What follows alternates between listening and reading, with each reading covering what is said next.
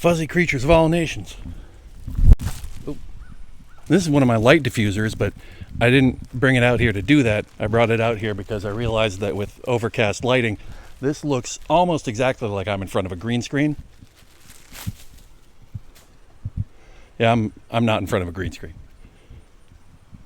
So there. When you last saw me on this channel, I was 7 years younger. I had just come off of some international travel I was able to do because of severance pay from the last decent web organization that I worked for getting shut down. And I was enjoying some time not working because that was how I enjoyed myself already at that point.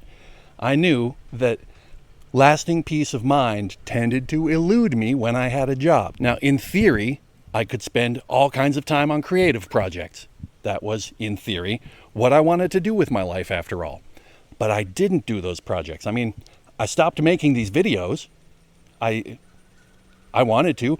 I'm good at talking to camera. It's maybe one of the only things I'm kind of really inherently good at. But I started to feel this kind of, not fear exactly, but just like aversion. We'll come back to this. I did some streaming, but I didn't really have enough glue in my chair to make a success of that, even during the pandemic.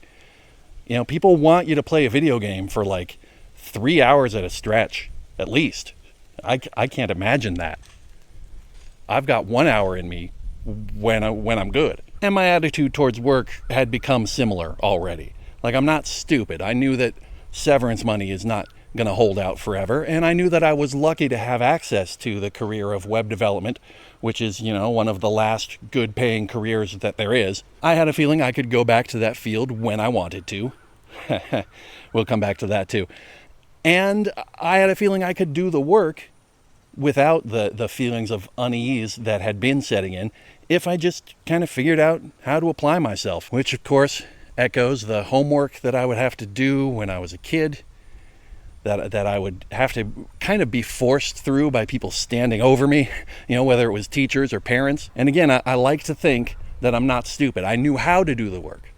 I just didn't know how to keep doing the work, especially when nobody needed that textbook page full of math problems solved for any inherent reason. People would tell me to concentrate, and nobody had ever really explained what that was to me.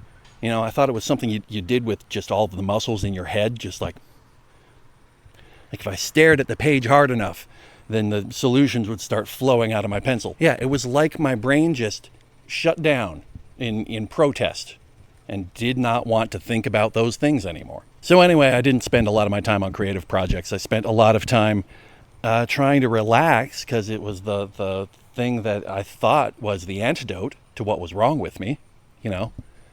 Between that or trying to figure out what the hell was wrong with me. A few years went by, pandemic, etc. Did get back to work. I won't go into how bad that was. I'm not made for working from home. I know it's something that we need to protect, but I'm glad to go into an office to do my work, generally speaking. But yeah, I got laid off from that, and too late to be of direct use.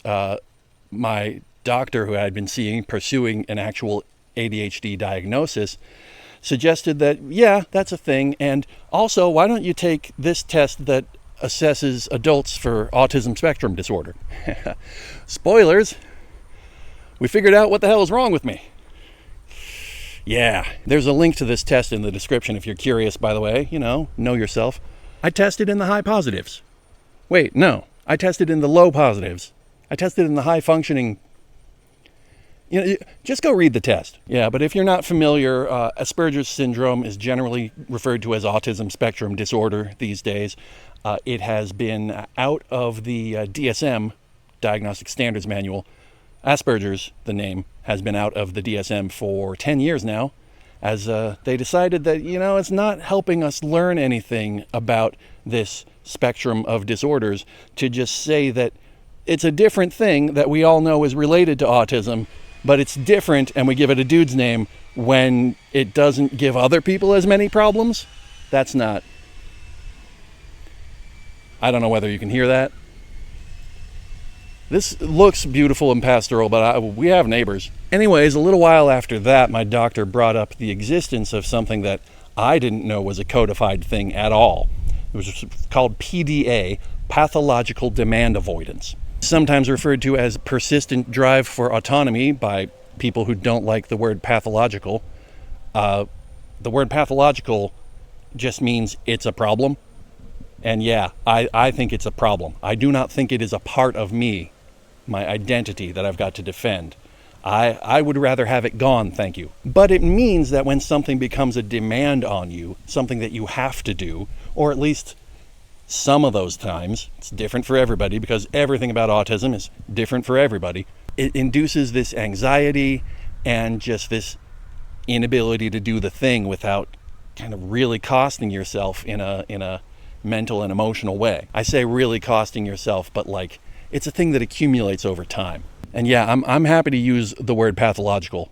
Like it's kind of ruined my life. Like I've been very lucky, obviously. I have great support. I'm not out on the street just because I can't get or keep a job anywhere, really. Part of that is also that the job interview process, especially for jobs that are not tech jobs, are famously hostile to autistic people. All creative dreams turn into hard work at some point. Everything you can do with your life is a slog sometimes. But PDA turns the slog into a brick wall that you can't get over or around. I want to perform. But when I put performing on my schedule, suddenly it became something I was desperate to find an excuse to avoid until I managed to get over the hump and start. And once I started, I could do it for an hour. And can you imagine a worse culture in which to have to tell people that this is a problem that you have with your brain and that you don't really have full control over? Even if you're trying to get that control, the words, they're just lazy, just want to fly out of our mouths in this country. Kids just need to apply themselves. Grown-ups just need to finish growing up and then presumably apply themselves. Yeah, I don't think we're even ready to start having a wider discussion about PDA. I don't know how well known it already is because I searched autism on YouTube once and now I get all of the videos. And yeah, some of them are about PDA. I've linked a couple of the better ones in the description, if you're curious. So now I'm 49 years old. I've been dealing with this problem since I was 6-ish. There's considerable reason to believe that it's not going to go away. But there is also considerable reason to believe that it is essentially a symptom of complex trauma. It bears enough resemblance to things that rebellious teens do in response to trauma, to I don't know. I'm not a lawyer. I don't think PDA is an inherent property of my brain. I can't prove that. It's due to a lot of things about my brain that I haven't fully articulated, and other people's brains I'm not going to vouch for one way or another. Again, I'm sorry. The saying in the autism community is if you've met one autistic person, you've met one autistic person. So this might be fixable and it might not. I am going to be exploring that, and there's going to be some videos on this channel about that process probably, because it's going to touch on autosuggestion, somatic work, just, the subconscious mind, meaning just kind of the rest of your nervous system. And also, before I sign off here, I want to make clear, the diagnosis has been a net positive for me. It's been phenomenal not to have to just think of myself as just some crazy asshole. This is a theory that has considerable explanatory power for my whole life. I can go to functions and be awkward, and now I know what I'm apologizing for. But the thought of getting back to making videos has been complicated by the fact that everything that I think I might want to make videos about, now I have to wonder if the only reason I think it's interesting is that I have this weird brain. I wanted to make a whole video about how I avoided becoming an incel, and talking about how, my relationships with girls and with women, but I can't separate any of that just from the particular weirdnesses of my brain.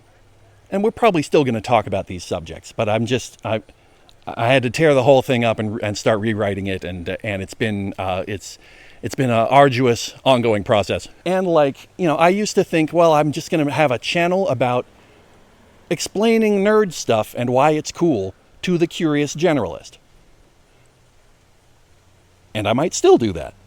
It just won't be on this channel. I had a friend who also was feeling stymied making videos, and they were like, every time I try to get in front of a camera, I just stiffen up, and I can't do it. And I told them, no, we should work on this. It's totally easy to talk to camera. You just have to imagine that there's a person over there, and you're talking to them. And they looked at me like I was from the frickin' moon.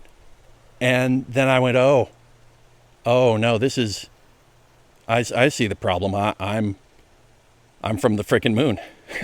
So whatever else I work on in this weird time that I'm now back in for other reasons that we might or might not get into, but I'm going to get back to talking to camera because, yeah, I do think I'm all right at it. And I do think there's a lot of things to talk about. Hopefully it won't take me another 7 years. But you'll see me again. I'm going to go pick that thing up.